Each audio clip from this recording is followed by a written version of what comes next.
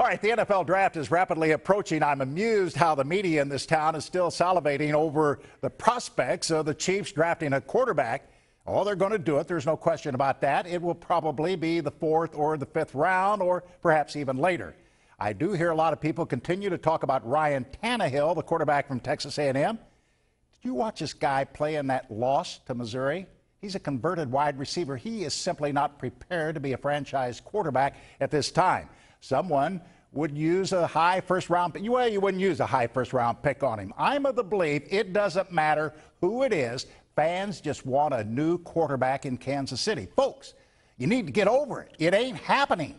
Like it or not, we are stuck with Matt Cassel. Now, I know the Chiefs scored fewer points than any team in the league last season except the Rams. In 9 games, the Chiefs scored 10 points or less. I am still convinced they will take a defensive player in the first round. I am banking on a nose tackle. They've got to fix that problem, and they've got to do it now. That is the #1 priority of this NFL draft. On another note, I am happy to see that Scott Pioli is becoming much more visible and accessible these days around Arrowhead.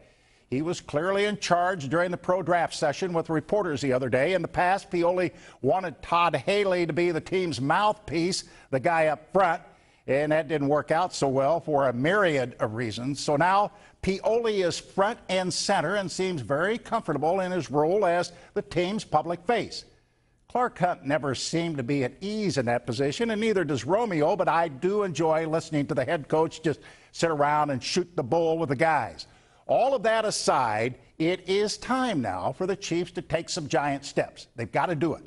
This is the 4th year for Pioli and company. The honeymoon is over. Making the playoffs is no longer just good enough. This franchise has to find a way to win a postseason game.